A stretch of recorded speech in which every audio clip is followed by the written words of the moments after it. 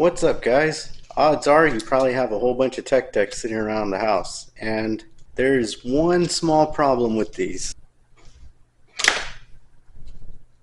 They don't really stand up on their own.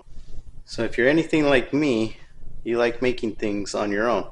Which, today, I'm going to make a little stand to hold these little guys. That way I don't have to keep them like that the whole time. So check this out, and hopefully you learn something from it.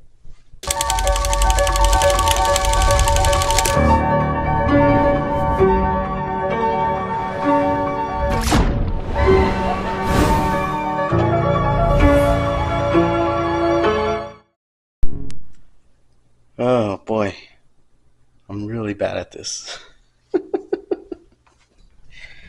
Alright, so we're gonna make one of these little guys. I did record cutting these little pieces, but apparently I'm not too smart, and I had this on time lapse. So I do have a time lapse, I guess, of me cutting these pieces out. I guess I'll throw that in right now.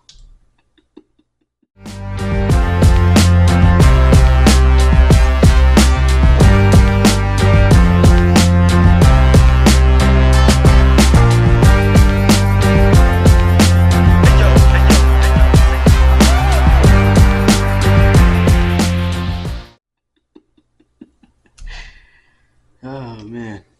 So now that you've seen that, let's get into putting this thing together.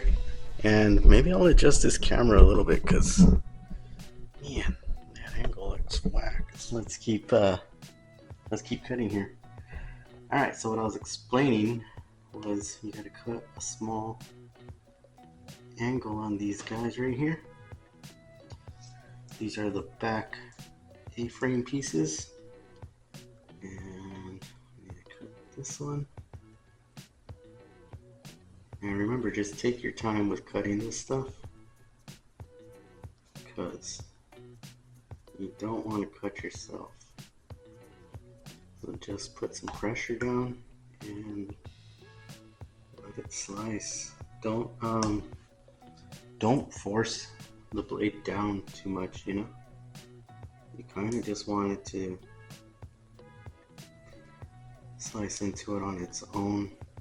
Should do that. Let's see. Let's make sure we got the correct angle here.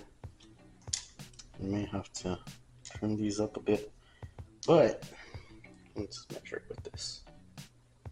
Boom. Yeah, it's pretty close. Really, really close. All right.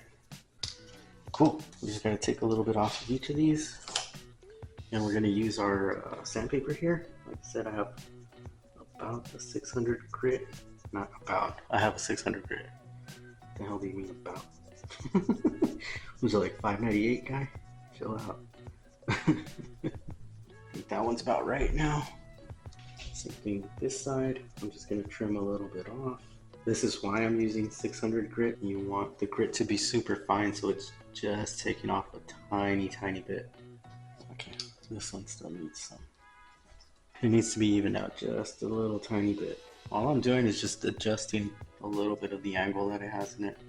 Obviously, I'm not super precise. You know, with this, I'm not. I mean, there's tools for this stuff, but it's small scale stuff, man. Just get it close. When you're sanding this, you want to put a little bit of pressure on there and just run back and forth. But again, you want to just do a little bit at a time. You don't want to go too crazy. Let's put these guys up against each other. Nope, we definitely still need more. How much more do I need? Let's find out. I'll go ahead and mark it. Yeah, I just need a little tiny bit off of this one. I'm just gonna put a little mark there and cut across this way as well. Got that bottom piece done. And let's take off just that little tiny bit at the top here. There we go. That should probably do it. Let me see. I'm gonna take just a little bit off of each end here. So gotta flatten out this bottom. There's that. And then, so I cut that bottom, cut the top. Let me measure everything here, make sure I'm pretty much where I want to be. That's pretty much right. I just need to flatten this out a little bit. So flatten this guy and flatten this guy. It does get closer every time, so don't freak out. Yeah, that's pretty much it. All right, cool. Let's put a little bit of glue on all this. For glue, I'm using the yellow Mr. Cement. So that's pretty good. Goes on pretty light and it holds really well. Just this. And we'll throw that there, hold that there. Now, one thing you want to be careful with is don't stick all this stuff down to your mat. So you kind of just want to set it real quick and then remove it. Oh, whoa, whoa, whoa. Where are you going? Stay where I put you. One thing for sure, you're gonna get glue all over your fingers. That's just part of it, man. I'm gonna let that dry for a second. All right, cool. Yeah, put that up there. Let that dry for a quick second. Go on to that front plate. Shouldn't be too difficult here. Literally just straight cuts. I feel like I'm missing a piece. There should have been 3 of this one. Where's the other one? Dude, did I drop it? Oh, there it is. Yeah, smart. Keep everything on your mat so you know where it's at. Let's put a little drop of glue on there. Put one of these guys on here. Allow it to start to kind of get a little bit tacky. Makes it tacky enough to kind of hold. We're gonna let that sit for just a second. Let's take a look at how this guy's doing. This back part is pretty much donezo's, dude. Yeah, let's go ahead and glue this guy down because we're gonna use that to guide the front. So put a little strip of glue down here. Glue that to this bottom base piece that we cut out. Quarter scale 4x12. I'll show you here in a sec. All right, we're gonna hold that for a quick second. Let that kind of get tacky as well. No mames. Try this again. Let's put a little more glue this time because it seems to have dried up pretty fast. Now we've got some adhesion, and I'll show you here in a minute how I'm gluing that down in order to give us a little lip on either side of this. That lip is going to be helpful when I put this front part down. Like I say, it gets a little bit dry and you can still kind of push and move it around. I'm gluing that little base down to the A-frame. This is what you get. So you want it to have this little bit of a lip right here, because that's where this is going to sit on top of. So it's going to give us that little lip to glue down this and that. Think of it like welding. You're going to create more surface area to put more weld in, which is basically the cement. Because really what it does is it kind of melts this up a little bit. I don't know if any of you have watched, or if any of you are modelers. There's this stuff called slush, and you basically take glue, throw old styrene in it, old stuff or stuff that you didn't use, throw it in the cement, let that sit for a few days, I think, and you create this stuff called slush, which becomes like a body filler.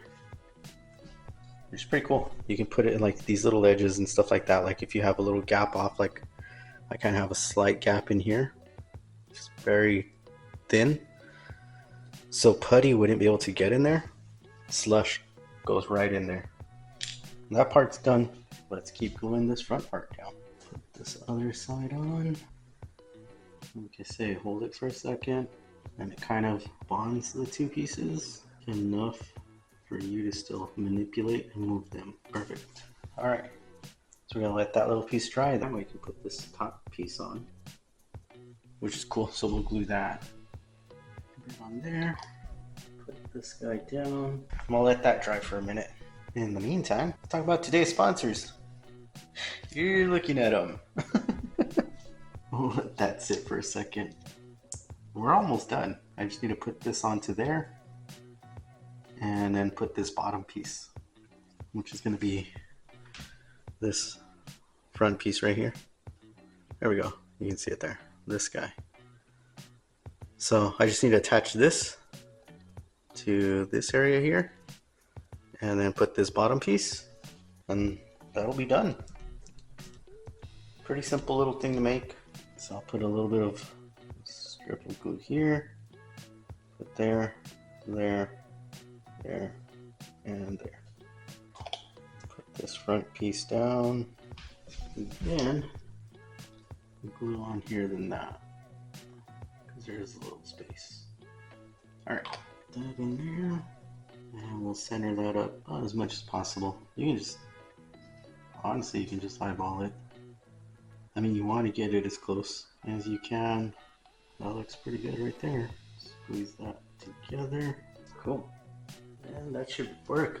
We'll just let that dry. Nice. I did kind of streamline it a little bit from this one. This one has a few more parts because, like I say, I was just kind of figuring it out as I made this one. But I really like the way this came out. Put away our hobby knives here. Put those aside so nobody gets hurt. Put somewhere where they're not going to roll. Close up the glue. These extra pieces of styrene. Let's make sure we put them in our packages. Clean up my workspace here because I am pretty much done working. Just letting that dry, and I'll show you what it looks like. Put those in there. Get all that ready to put away. But anyways, that's pretty much done. So check it out. Little tiny A-frame and a stand. Alright, we'll put that down. And there you go. It works. So there's one, and there's the other one. And now you have a cool little way to display your tech decks. You can take this and paint it. Just use model paints. You can spray paint this stuff, but you might have to primer it. You know, just grab a brush, whatever color you want, brush it on there, and now you've got these nifty little tech deck holders. Hopefully that helped you out a little bit. It's just something to kind of do. I like building models and model cars and things like that, and that's going to be a part of my content as well. So I like making miniatures, as you can see. I'll show you more of that stuff as well, because while I am an artist and I am a tattooer, I'm way more nuanced than just that. I'm not just some guy that draws. I love making things. And so I want to get into that as well. So here's this little project. Hope you like it. Let me know what else you want me to make. Peace out.